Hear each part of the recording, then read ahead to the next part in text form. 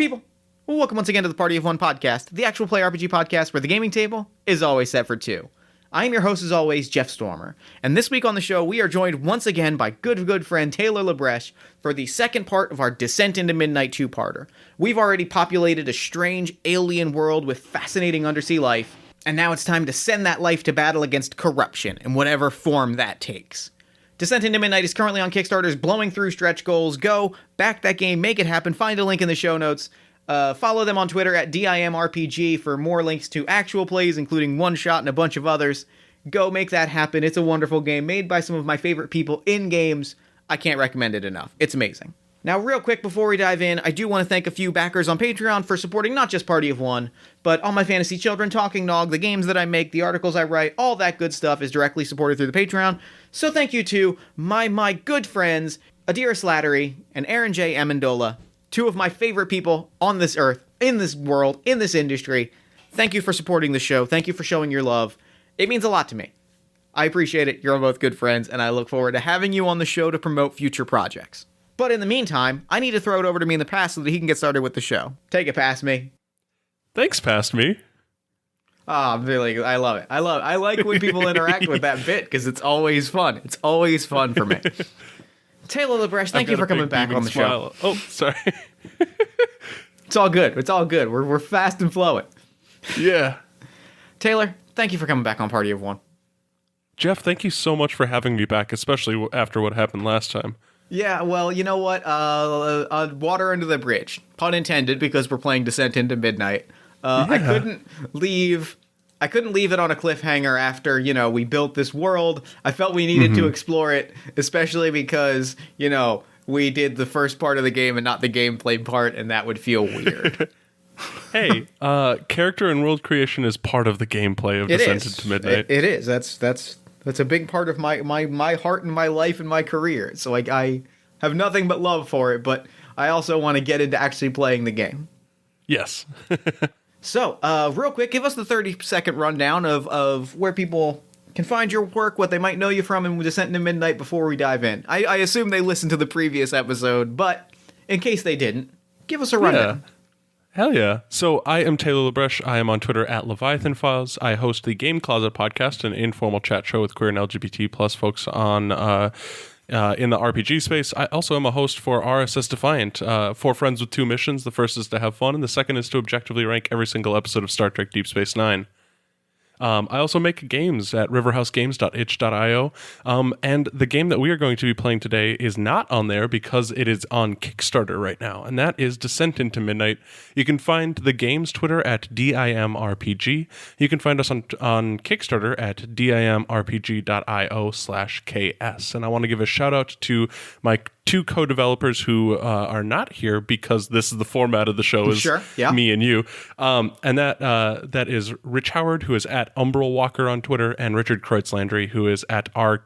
Kreutzlandry on Twitter. I mean, Richard and Rich, I have nothing but nice things to say about the both of them. I think they are 2 wonderful people. I love them both to death. I still feel bad for shaking Rich's belief in his moral center that one time. I get it. I feel bad about it, but there's nothing we can do. But it's a wonderful team. It is just a wonderful group of people you'd pulled together for the Kickstarter, for the game. I am so excited for it to become a reality. And with all that said, let's dive into the game itself. Hell yeah. So what we are going to do is slightly the opposite of what we would do if we were playing in a normal kind of like convention one-shot or home game. Normally, after we've created our games and our characters, I would ask everybody at the table to close their eyes, take a deep breath, and then I would set them in place so we would all kind of share different details. But Jeff, what I would like for you to do is close your eyes, take a deep breath, and then I would love for you to tell me and our listeners about Carcassonne, your character, and the peat bog world that they live in. Yes. So the peat bog, the bog, as we call it, simply the bog, is one of the shallower parts of the undersea world that we live in. It is one of the few places where we can see both the ground beneath us and the surface of the water, the ceiling above us. There are many places in the world do not have that privilege. Many places in the world can see no bottom. Many places in the world can see no ceiling. Many places in the world can see neither.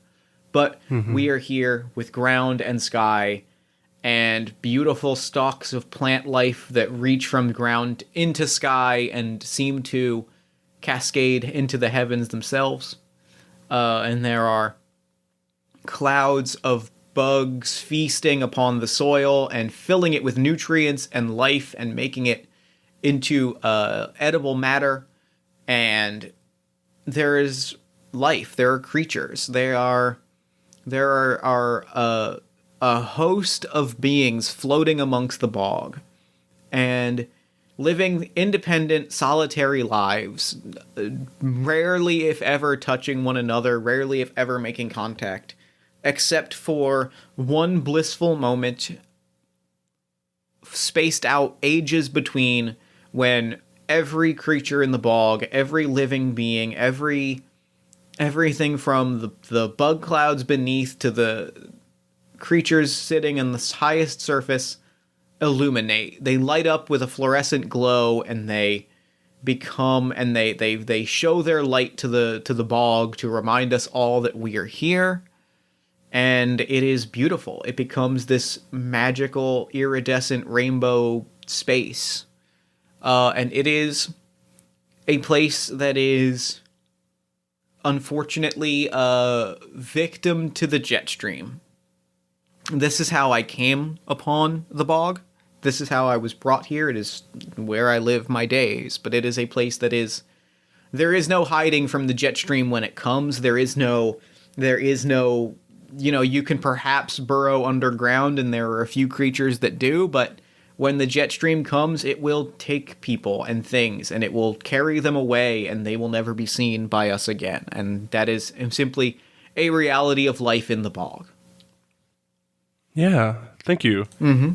We forgot to do this as part of our world building episode, but I've gone ahead and placed 2 corruption tokens and 2 harmony tokens on our map. These represent areas where the corruption or harmony is strongest. So I've placed a harmony token on the waves themselves because we can see the sun through the waves where others normally can't. And I've also placed a harmony token on the lights that bring us together and remind us where we are. And then I've placed both corruption tokens on the jet stream, partly because I feel like that is a very strong place for corruption to come from, but also because this is a one-shot, and let's double up on that to make it stronger. Yeah. So, hell yeah.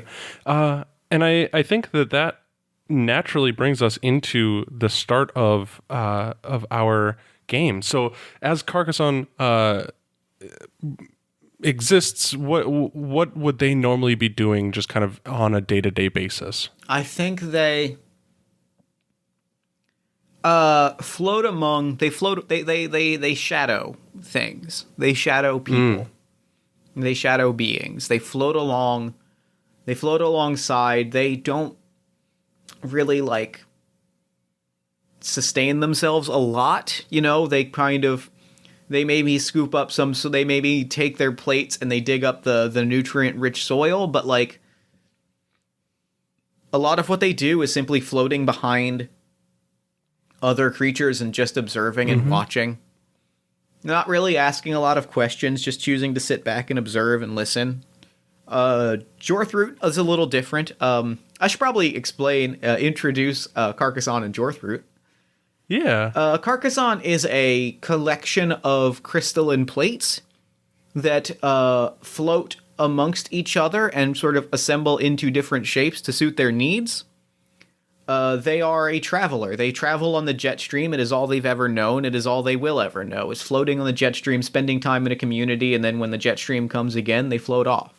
They float in a cloud of, like, smaller crystalline mist that sprays behind them. And they travel from place to place, and they observe, and they watch, and they learn, and they study. They don't interact much, but they simply take it all in. On one of their journeys, they went through a web, a bushel, a reef of sentient, semi-translucent sort of coral strands. And one of these strands, Jorthroot, attached himself to Carcassonne, and the two of them became traveling partners. Maybe a little reluctantly at first. Carcassonne is a solitary traveler, and Jorthroot seemed a little too eager to run away. But there's a harmony there. There's a partnership. There's a camaraderie there. It's nice to have someone to see the world with. Mm-hmm. Hell yeah. And so seeing the world as Carcassonne is shadowing folks, Jorthroot following quite closely behind, today is slightly different because earlier this morning, the jet stream washed through the community. Thankfully, no one went missing. No one was gravely hurt. But today, people clean up. So there's a lot of organic matter just kind of floating through the water of this peat bog. Normally, silt just kind of collects at the bottom. Dead material kind of flows in through here to provide food for the clouds of insects that the community uses as its primary food source. Those insects are scattered and amorphous. They don't have their schools in place, and as pieces of sticks and litter and branches of these stalks from up above the waves are settling down, things start to get back to normal. Settle, I think, is a very key word. I've used it a lot, but that's really what's happening right now. Is things are settling. Yeah. And one of the things that is settling settles in front of Carcassonne and Jorthroot, and it is disturbing to see. It is a curved crystalline section. It looks like one of the pieces that make up Carcassonne's main body, like the pieces that shift and move and change with your matter mimicry. But it looks like small pores have been dug into it, and some of those pores hold roots that grow out, almost as if whatever creature this once belonged to has been taken over by these roots.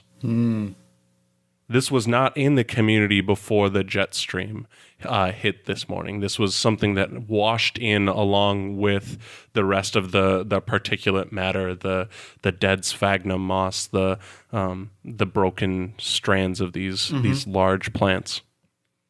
I think I break from shadowing this sort of cylindrical eel that I've been floating behind. And I watch it, and I break from following what I've been shadowing, and I just sort of loop around it, keeping a distance. My plate's shifting to keep a close eye on this plate, these roots, this thing, as I just float and I look and I examine from a slight distance, but just keeping a very close eye. Or trying to gather some idea of like what this is. I don't see a lot of things that are like me. So to see one and to see it in this way is very immediately alarming. Yeah, and so it sounds like you are examining an important object. Yes, it does. So I would love for you to roll plus hope as you read the flow of the echo around this thing. That is a 7. All right. So you may ask me a question about the past, present, or potential future, and I have to answer truthfully. What took this object over? Yeah, so as you look at it closer, some of the roots start to move and squirm, and you see that they're not really roots. They're almost like worms. One of them has a couple like little mandibles that it uses to pull itself along. And you see that the bodies of these worms are slightly ragged. And on further investigation, even further investigation, they have been using this thing much in the same way that like I want to get the name of this right. Is it trocate worms? Yeah, much like tunicate worms use their like tunics or like protein skeleton. So it's a very hard object that these worms have burrowed into and found a home.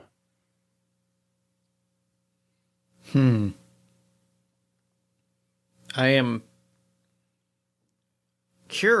my curiosity has gotten the best of me, and I think I have to float a bit closer and tilting my plates to form sort of to catch a little bit of that light and form a little bit of a mirror and reflect the worms back upon themselves, keeping the slightest, that slight distance, and sort of rearing back my jets, or like my mist jets, in case I need to vamoose very quickly. I flash them back on themselves to kind of draw them out and get them to identify themselves. Yeah, it sounds like you're asking for help from nature. Yes. To like connect to this thing. So I'd love for you to roll plus hope again. All right. That is another 7. Nice. So on a hit, your pleas are heard. Please describe how the natural world comes to your aid for this. So tell me how these worms answer your question. I think they fully emerge from this crystalline. They fully emerge from this sort of crystalline carapace, right? Like they fully emerge. They see themselves reflected back, and they fully emerge. And I think whether I perhaps this is something. Since it kind of ties into the result, I'm going to ask you as GM if this is something we need to roll for, but like, perhaps this is a moment where Jorthroot can pull a memory from these collective worms to give a picture of like where they are from, and like how we connect with one another. Yeah, absolutely. I don't think that we need to make Jorthroot roll. I think that this is kind of in your reach out roll. Yeah. Which is one of our basic moves. And I think you own this answer. I want to encourage you to own this answer more and tell you and tell me what the worms tell you with their memories. I do have something to follow up because you did roll a 7 through 9. But tell me kind of what the worms remember. The worms remember, and peeling back the curtain ever so slightly. This is me pulling slightly on a corruption move that I'm interested in, which is breadcrumbs. The corruption within you attracts the attention of an otherworldly, ancient, or enigmatic entity. Pulling on the worms, Jorthroot and Carcassonne and the worms are all flashed back to a memory of a structure. A massive, writhing, shifting tectonic structure of these carapace plates that is glowing from within with sort of a purplish, like, thunder crackling glow, and it is like somewhere between like a pyramid, a sort of rhombus shape. It is just this ever shifting, like, but it's always very geometric. It is an astoundingly geometric, like, measured thing for this colossal, mountainous thing. And they picture this, and plates are shifting off of it and are grabbing things and are, like, shoving them into the mountain itself. And one of those plates was overtaken by a cloud of worms that burrowed in and carved roots and were pulled away on a jet stream. And they crash landed here, and this is the memory that we've all shared. I love it. So on a 7 to 9 for reach out, I get to tell you how the help is temporary, unstable, or threatening. And it's all three of those things, because as the roots leave the crystal that they had been sheltered in, that they burrowed into, it kind of just disintegrates. There's nothing keeping it. The bodies of the worms were propping up the holes that they had dug in, and so it just turns to like sand almost. And they now panic in the water. With nothing to protect their small, soft bodies, they scamper and they look to you and see that your body is made of what their home was, and they try to burrow into your body now. And I would love for you to roll to resist corruption. Okay. Which is a special move. All right. What am I rolling on here? You are going to roll with the amount of corruption that you have marked. So that is a +3. That's actually a +4. No, that's a +3 because you have 4 harmony, 3 corruption. Well, I rolled an 8, so it doesn't make a difference either way. So that is a 8, 9, 10, 11. Mm-hmm. So on a 10+, the corruption works its way deeper into your mind, body, and soul. So please mark a corruption. Okay. And you now have it feels. Actually, tell me how it feels as these worms burrow into you. I lose the feeling on one of my plates. Like, because in the way that, like, that previous plate, like, disintegrated and collapsed, like, it simply, I see it, and it still, like, functions. I can still use it, but I no longer feel it. Like, I no longer, the feeling of meanness that runs through my other plates is no longer present as the worms burrow, and it feels like a numb limb that you can still squeeze your fingers ever so slowly, but like it just feels numb. There's a numbness that overtakes that one plate. Yeah. So do you react in any way? Jorthroot is there seeing this happen.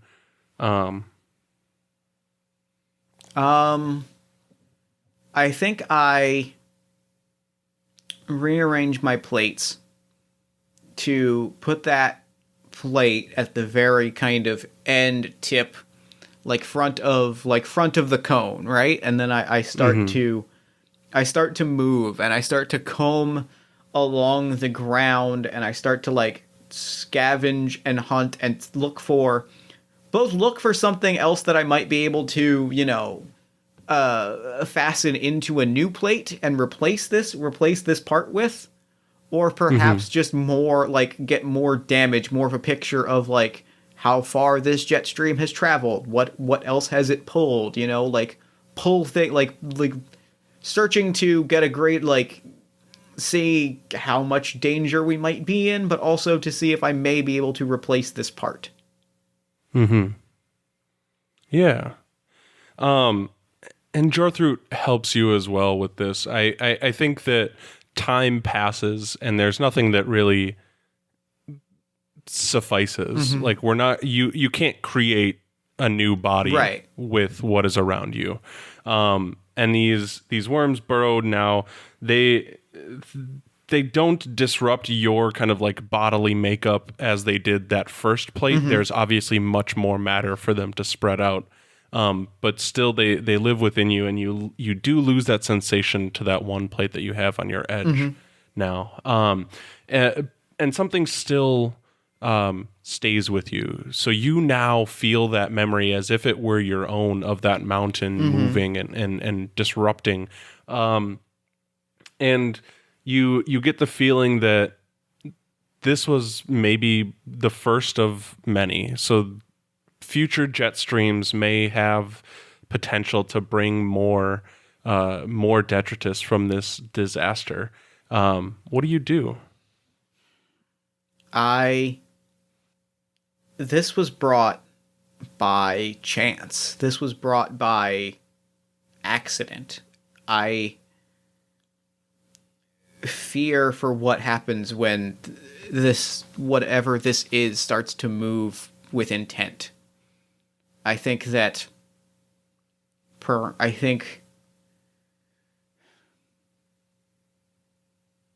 I go to that eel that I was following earlier, and I try to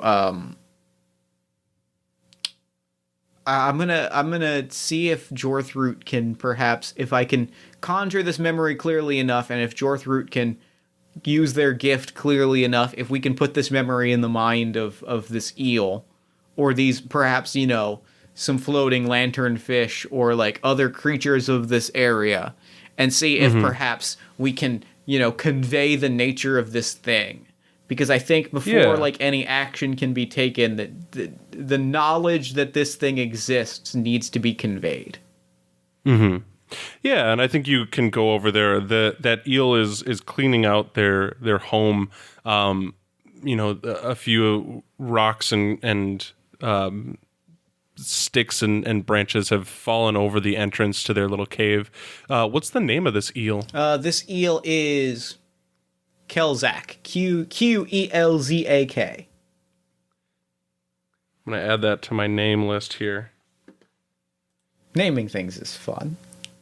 Yeah. Kelzak. Perfect. Kelzak the eel. And there are some lanternfish there around.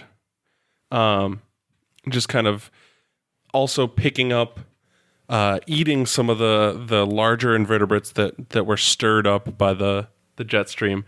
And I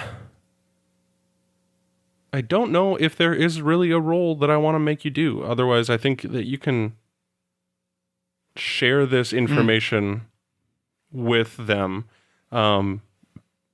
They are understandably concerned and shocked and scared. I have a thought, a suggestion, a plan. Yes. Something immediately comes to mind, which is the size of this thing and its scope, and the fact that it is of many but also of one presents a threat and an opportunity. It is going to act with a single purpose with its many parts, but what I think can perhaps be conveyed is if we of the bog can show that we act as one but of many, if we are many people, if we act as many interests but one action, I suspect we can perhaps send a signal strong enough to send a psychic reverberation. Perhaps it can literally see what I am planning, or perhaps it will pick up on a psychic reverberation of what I am proposing. But if we can trigger the glow, and we can trigger the glow en masse, and we can trigger the glow in close proximity, and we can form our own glowing crystalline mountain, but made up of not one creature but many creatures acting in unity and with selflessness and community in mind, perhaps we can make at least a gesture that this space will not be taken without a fight. Hell yeah. It sounds like you are acting as a team, Jeff. I believe I am. Yeah. So when you face a challenge as a team, choose a team leader. I am assuming that's you. Me. And we are going to answer the following questions. Are all team members pursuing the same resolution? I believe so. Yeah, so that's a +1 here. Did you make time to prepare for the challenge? No, we did not. Okay. No, I think that this is an acting fast situation. Okay, because I was going to offer, would you like to make time and tell me about? But yeah, I like the idea of just like pulling this quickly. Yeah. Does anyone not trust anyone here?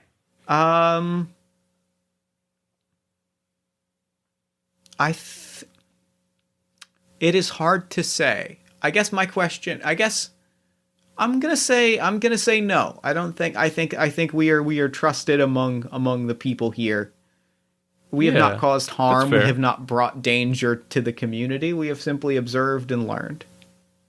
Yep. And then no one is suffering the penalties of conditions, so that's not a concern. So I would love for you to roll +1. Okay. That's a 10. Excellent.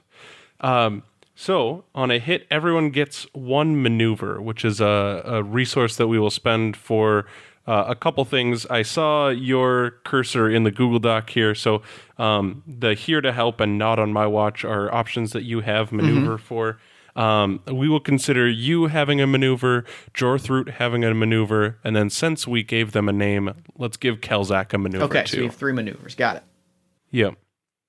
And on a 10 plus, yep. So on a 10 plus, we'll give you the additional maneuver because you're the player character. Got it. Okay, so I have 4 maneuvers. Yeah. So everyone comes together, and the lights. I think this is going to kind of naturally flow into another move here with do something wondrous. So when you use your natural or psychic abilities in a spectacular way. And I would love for you to describe to me the lights that shine in the community and then roll plus drive. As I said before, I picture the glow traditionally as like a myriad of glowing lights of different sizes, different sizes and shapes and colors, some perceivable by human eyes, some not, and I picture this, but they are all separated by distance, which creates this kind of sort of lantern festival-esque effect of like glowing balls of light scattered about, floating, some rising, some sinking, some slightly below the earth. What I'm picturing here is like a swirling volcano of colors, both earthly and impossible. Swirling around each other, and some creatures are, locking limbs, others are sort of encircling the whole thing from a slight distance, others are clunking down to the earth, others are, glowing, and it's this swirling, glowing, iridescent mass. Yeah. I think it like becomes strong. Well, actually, let's save that until after the results of your roll. So roll plus drive for me, please. Roll plus drive, that is a +2. Yeah. Which is good, because I rolled a 5, so that is a 7. Excellent. So you get what you want, but choose one. Either you suffer a backlash, you lose control at the worst time, or you put others in danger. I am going to... I feel I must put others in danger here. This feels like we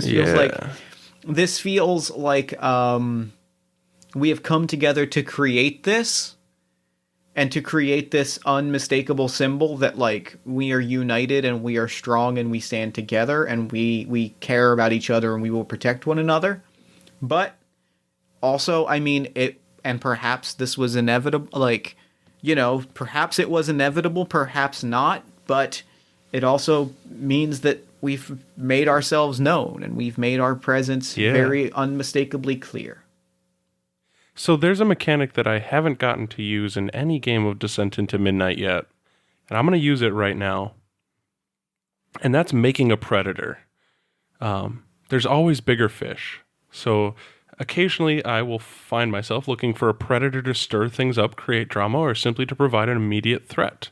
And I think that this is the case here, because as the jet stream, the storm that drew the waves strong enough into your community, it also displaced things above the waves. And we are going to create a predator right now that is going to spot these glowing lights in the bog. What does this predator look like, and what about their body or movement is scary, Jeff? This predator is...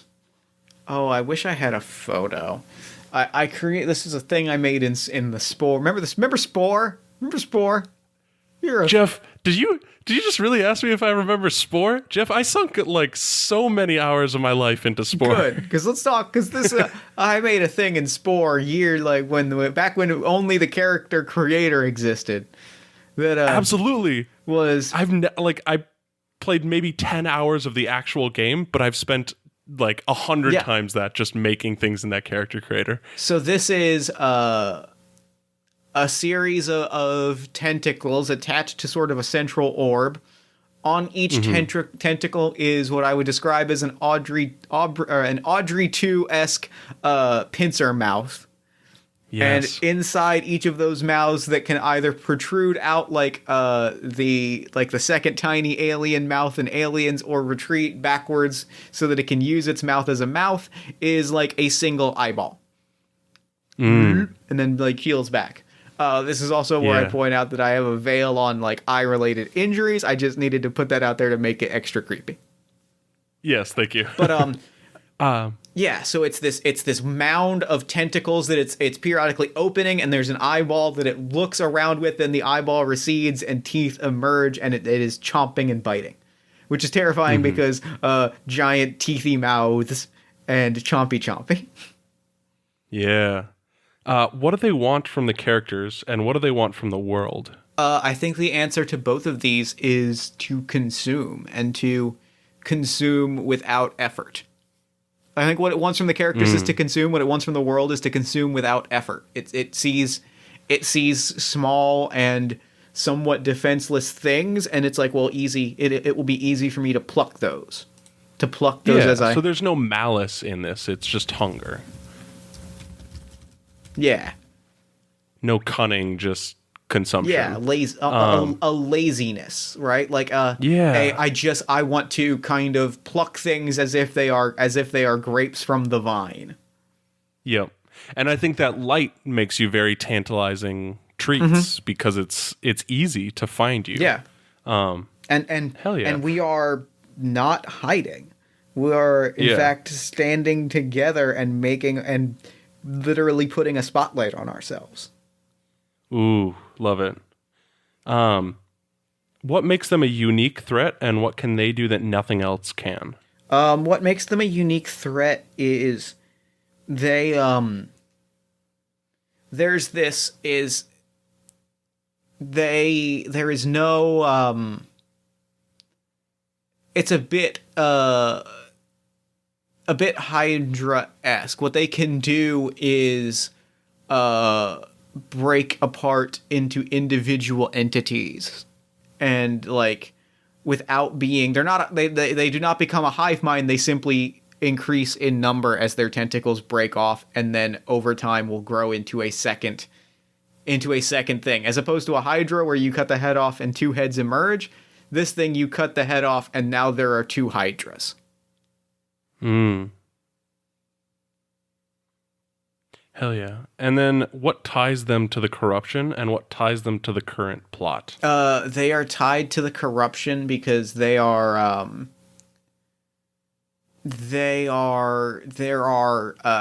crystalline plates embedded into their skin, like embedded into their various tentacle limbs. There are crystalline plates that match those on the pyramid, that match those on my body.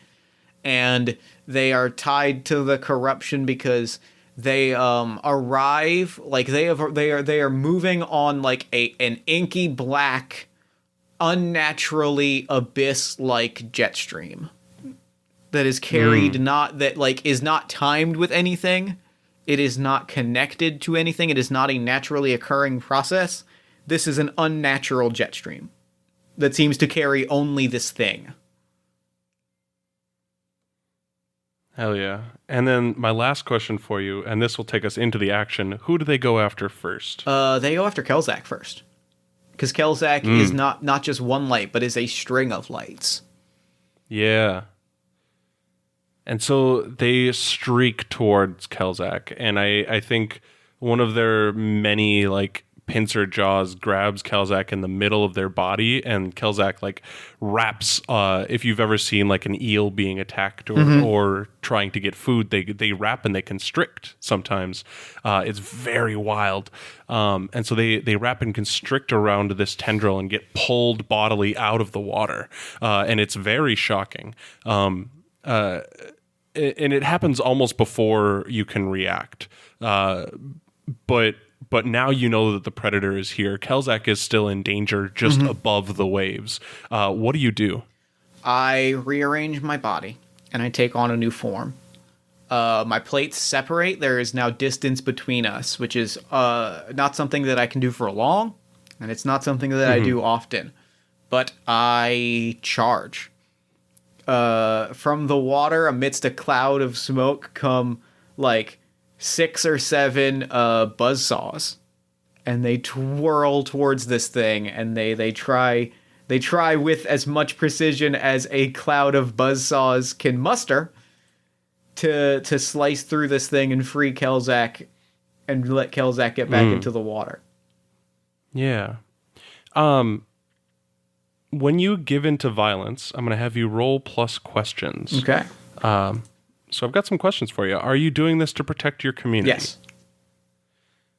So that's a +1. Are you doing this because you're the only one who can? To my knowledge, yes, so I will say yes. Mm-hmm. Are there really no other options?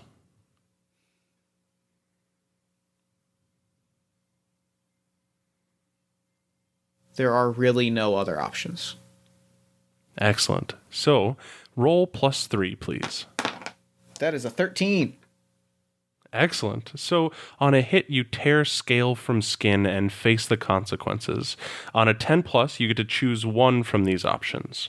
They retaliate as indicated by the narrative. You lose ground and your opponent gains an opportunity, or you lose control in a brutal or terrifying way. I am going to choose... I want to lose control in a brutal and terrifying way. Yeah, so tell me what happens. I am a whirling mass of destruction. Like, I am, tentacle after tentacle is sliced and severed. Kelzak splashes effortlessly into the water.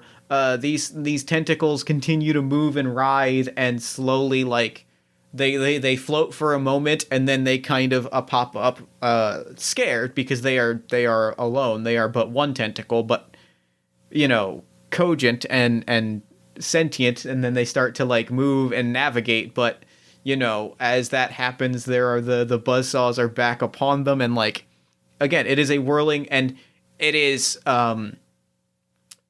vicious, right? Like there is no longer one predator, now there are 18 or 20 like small single tentacle predators, because I have completely rendered this thing, like I've rendered this thing to nothingness, that only single tentacles, each moving on their own, separated from their fully powered self, remain. And I think that this is drastic enough that I am just going to have you mark corruption. Okay, yeah, which means I am at 5 corruption. Yeah. So the first thing that I'm going to have you do is clear your corruption, so you go back down to 0. I'm going to have you add a corruption token to the map. All right. So tell me what of your community has been corrupted because of this act. I will do this. Let me grab my circle tool. It's important to note that harmony tokens can cancel out corruption tokens, but it doesn't work the other way around. Got it.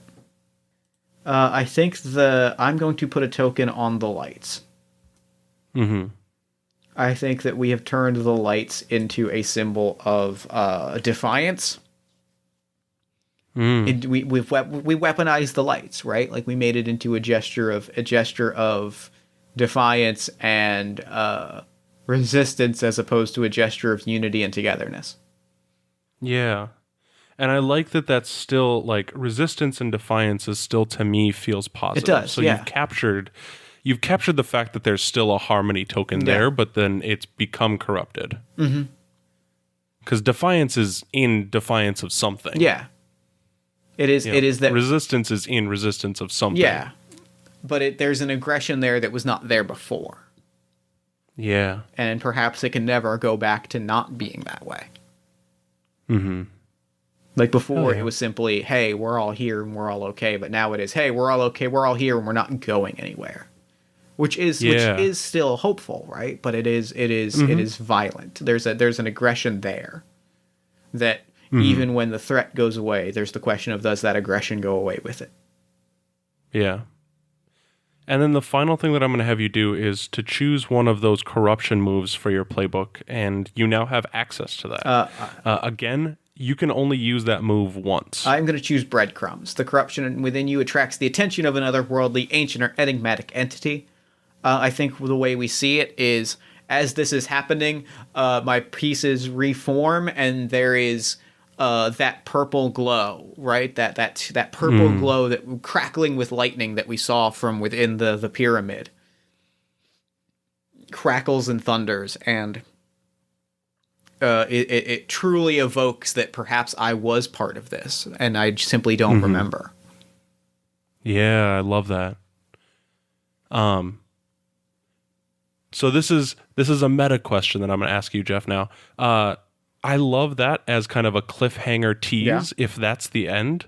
But I want to put it in your ball to say, do you want to keep going? Are there any like beats that you want to hit before we end, or kind of how do you feel about the story, how it's going? That's kind of the end of the story for me, but there is one scene that I want to play out, and I want to throw it to you as GM because my character being the Traveler, and given what has happened, it feels only natural, given that this is a one-shot, given that what has just happened to my character, what has just happened to the community, and given like the nature of the Traveler character, I think it is only right for me to throw you this question. How am I asked to leave? Like, how do I depart? What does departing look like?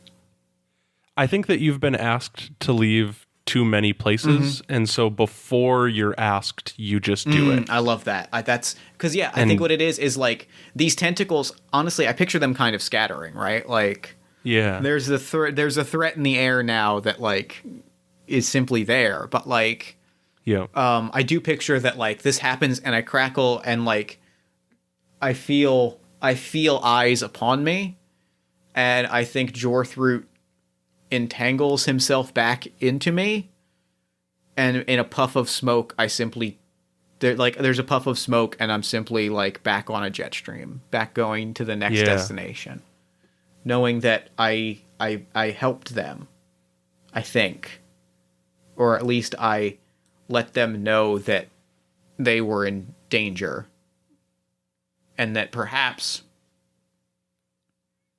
that is my purpose. Perhaps that was not my purpose in birth. And I think I kind of have a conversation with Jorthroot where I'm like, I ask him to do something that he has never done before as I'm departing, right? Like this is in our Netflix premium series. This is the continuity scene at the very end of the episode of like, I ask Jorthroot, I'm like, dig deep and find the oldest memories that you can. As I'm like, perhaps my mission, I suspect that my mission was not to simply travel, but I'm making a new mission to let people know that this thing is coming and that it can be opposed. But also I need to know why I was sent on the jet stream. Yeah.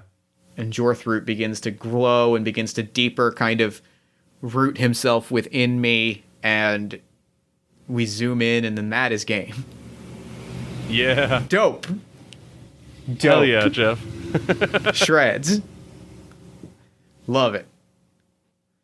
Thank you so much for playing Descent into Midnight with me, Jeff. This is my favorite game. Thank you for running it for me. I am in awe. This shreds. This was a blast. Thank you, Taylor.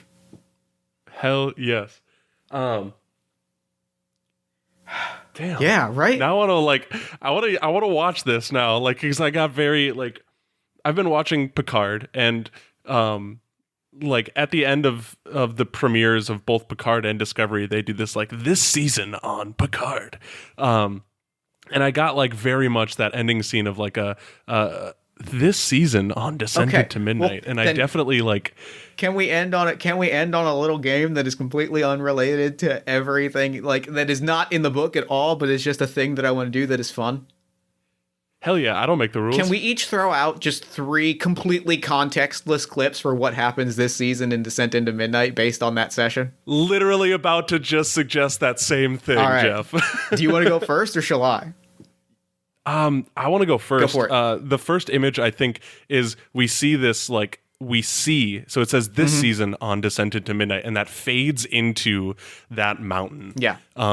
And it's shifting, it's twirling, it may be like erupting like smoke into the ocean. And then the camera like peels back and we see this like abyssal shelf, and prepared to approach this mountain is Jorthroot and Carcassonne. Mm-hmm. I think we see that bushel of reefs. We see one of those bushels of reefs. We see two of them twirling together and forming and like spinning and forming, like twirling and forming a tower, a tentacle, reaching up. And we just see all of these individual strands spinning into ropes and forming those ropes into larger ropes. And they just keep swirling as we hear kind of like Jorthroot's sort of voice over of just saying like, "You can't do this alone."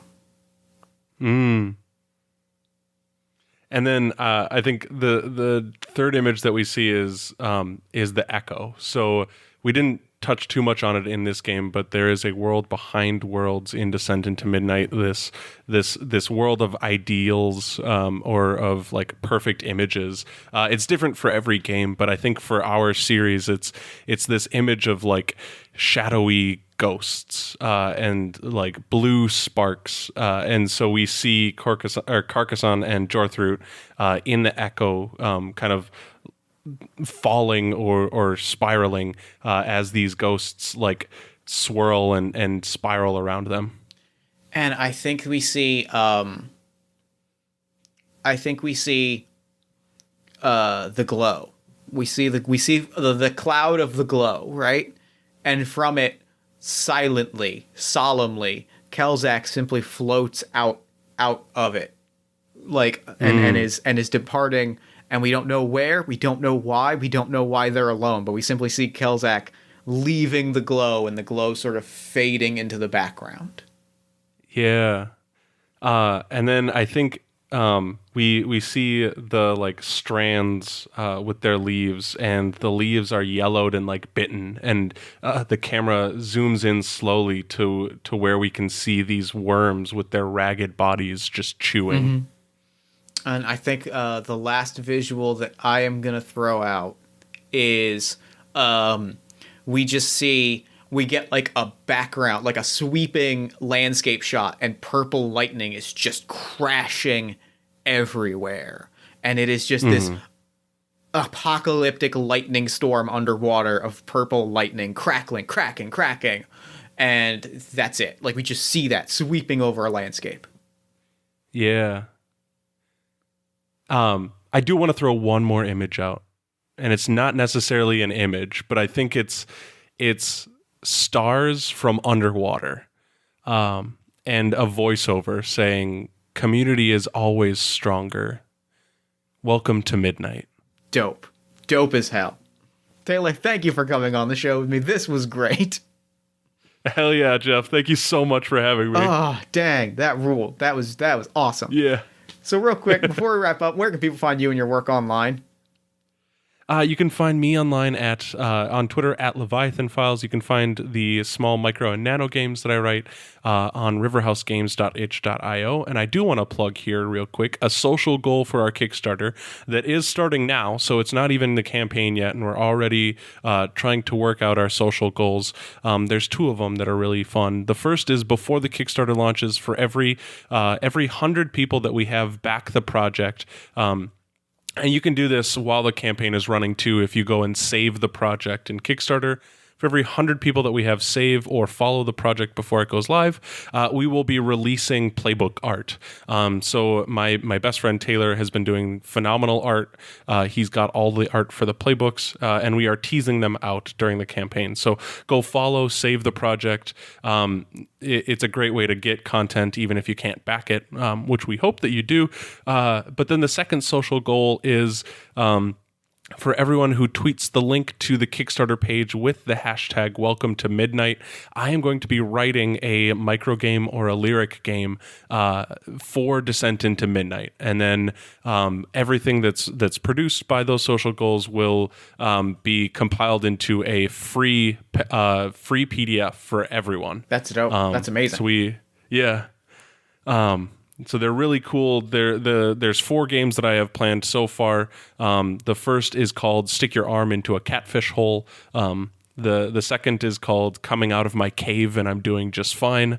There's one called Pikes, and then there's one called You May Only Play This Game with the Creature That Lives at the Bottom of the Mariana Trench. All right, I love it. I'm digging it. I feel it. Taylor, thank you for coming on the show. This was a blast. And for now, I am going to throw it over, unless you would like the honor. I would love the honor. Please. I also just realized that I didn't actually give the link to the Kickstarter, which is dimrpg.io/ks. Well, there you go. Go there, back the game. And Taylor, would you like to throw it over to me in the future so that he can wrap up with the show? I really would. Take it, future Jeff. Thank you. Thanks, Past Me. And thanks again to Taylor for coming on the show. That was incredible. That was absolutely incredible. Be sure to follow Descent into Midnight on Twitter at DIMRPG. Be sure to check the show notes for a link to their Kickstarter. And be sure to follow Taylor on Twitter at Leviathan Files.